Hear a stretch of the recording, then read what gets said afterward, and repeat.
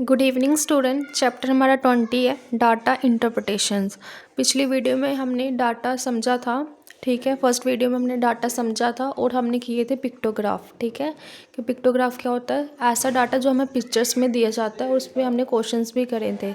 आज वाली वीडियो में हमने करने बार ग्राफ। बार ग्राफ क्या होता है पहले वो समझ लेते हैं, फिर उस पर क्वेश्चंस करेंगे, ठीक है।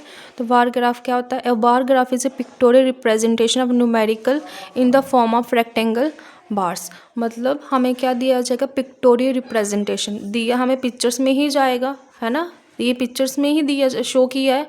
और हमें क्या दिया जाएगा? न्यूमेरिकल। न्यूमेरिकल मतलब डाटा लिखा गया है, किस में? नंबर्स में लिखा गया है, ठीक है।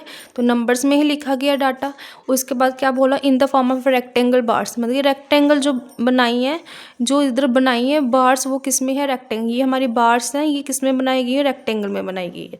रेक्टेंगल क्या होते हैं? जिनकी अपोजिट साइड्स इक्वल होती है। ये वाली साइड और ये वाली साइड इक्वल है, ये वाली साइड और ये वाली साइड इक्वल है। मतलब बार ग्राफ ऐसा ग्राफ होता है जो बार्स में बनाया जाता है। बार्स कौन सी शेप की होती है? रेक्टेंगल्स की शेप की होती है, ठीक है। समझ आ गई।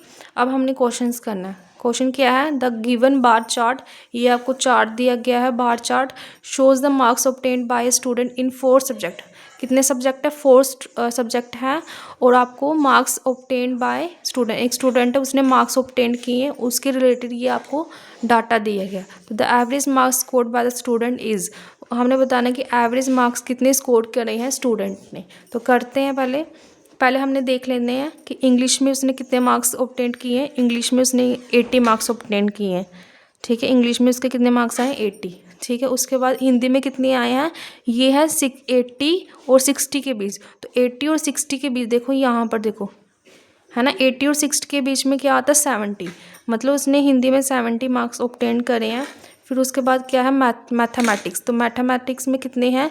ये है 100 और 80 के बीच में। 100 और 80 के बीच में क्या होता है? 90। तो मैथ्स में उसने 90 मार्क्स ऑब्टेन करे हैं। फिर उसके बाद क्या है? साइंस। तो साइंस में कितने किए हैं उसने? साइंस में किए हैं 60। ये पूरा 60 के ही सामने है, तो 60 मार्क्स, ठीक है। तो करते हैं टोटल कितने मार्क्स हुए इसके? 0। 8 और 7 कितने होते हैं? 15, ठीक है। 15 और 9 कितने होते हैं? देख लेते हैं। 15 और 9 होते हैं 24। 24 और 6 कितने होते हैं? 30। तो कितना है? इनको प्लस करके 30 है। तो टोटल मार्क्स उसके कितने हैं? 300, ठीक है। लेकिन हमें इनका एवरेज निकालना है। तो एवरेज कैसे निकालते हैं? क्वेश्चन में उन्होंने टोटल मार्क्स नहीं पूछे, क्वेश्चन में उन्होंने पूछे हैं इसका एवरेज निकालना है। तो एवरेज कैसे निकालते हैं? जितने उसके मार्क्स आए हैं, टोटल मार्क्स कितने आए हैं, ठीक है। और कितने सब्जेक्ट्स हैं, ठीक है। जो टोटल सब्जेक्ट, कितने सब्जेक्ट हैं, ठीक है। मार्क्स, टोटल मार्क्स नहीं होंगे, मार्क्स ऑब्टेन, जितने उसने मार्क्स ऑब्टेन करे। मैं फिर से लिख देती हूँ। एवरेज क्या होगा? एवरेज होगा इसका मार्क्स ऑब्टेन। मार्क्स ऑब्टेन मतलब जितने उसके मार्क्स आए हैं, ठीक है। और नीचे होंगे जितने टोटल सब्जेक्ट हैं। तो करते हैं इसका, ठीक है। मार्क्स ऑब्टेन, कितने मार्क्स उसके? 300 मार्क्स हैं। टोटल सब्जेक्ट कितने हैं? 4, ठीक है। मतलब हमें 300 और 4 को क्या करना है? डिवाइड करना है। तो करते हैं। 300 है और यहाँ पर क्या है? 4, ठीक है। 4 के टेबल में क्या है? 3 नहीं आता, क्या आता? 30। 30 भी नहीं आता, क्या आता है?